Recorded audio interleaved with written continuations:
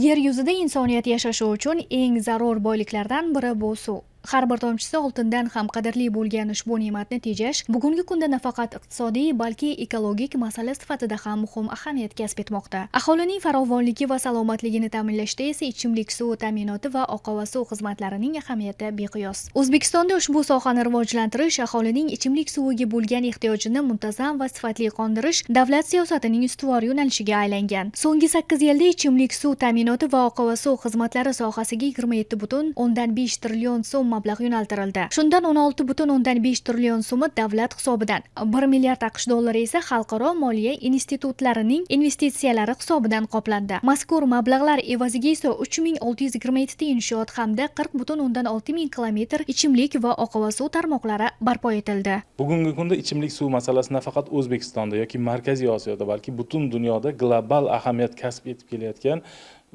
kun tartibidagi masalalardan, muammolardan biri. Demak, ichimlik suv masalasiga keladigan bo'lsak, O'zbekistonimizda bugungi kunda aholini markazlashgan ichimlik suv bilan ta'minlanganlik darajasi 81,5% ni tashkil etadi. Vaholanki bundan 7-8 yil muqaddam ushbu ko'rsatkich 60% atrofida edi. U ham o'sha raqamlarda, qog'ozlarda hech kim xonadonma-xonadon o'rganmagan, mahallama-mahalla kezib chiqmagan va bu masalani muammo sifatida ko'rmagan edi.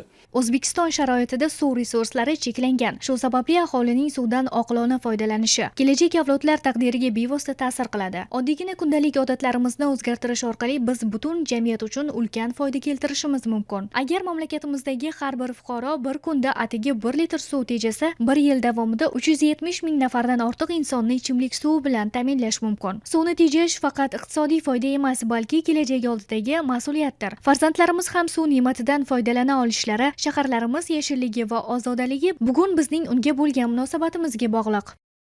Ayniqsa O'zbekistonimiz uchun, ayniqsa bizning jamiyatimiz uchun ichimlik suvidan foydalanish, iste'mol madaniyatini shakllantirish dolzarb ahamiyat kasb etadi. Darhaqiqat, yana bir og'riqli jihat deymiz, ya'ni o'sha suv ta'minoti tizimidagi oldida turgan og'riqli jihat bu o'sha iste'mol madaniyati va to'lov madaniyati.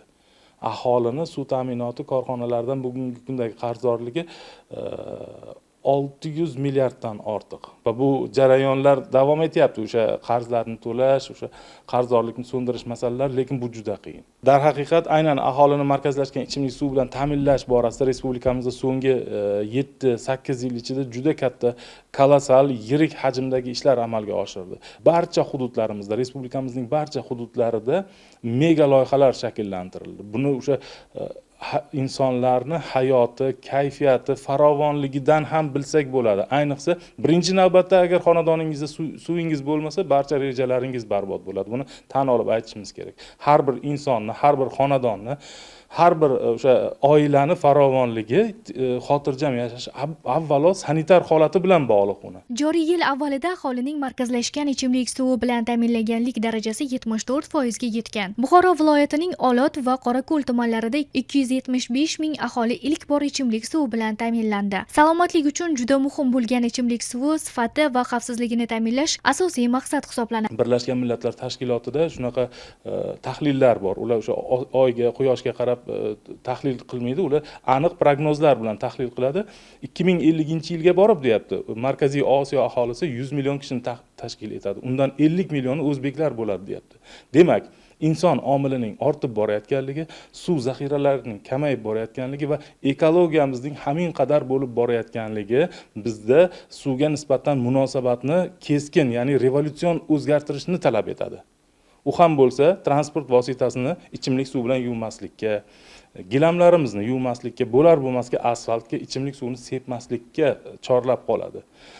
O'zsuv ta'minot aksiyadorlik jamiyati bu borada ham ishlarni rejali tartibda yo'lga qo'ygan. Garchi o'sha yuqorida sanab o'tilgan soha oldidagi muammolar yechimini topayotgan bo'lsa-da, biz barqaror rivojlanish strategiyasi asosida ketyapmiz. Ya'ni o'sha 6-7 yil ichida biz ta'minot darajasini 20% dan oshirdik.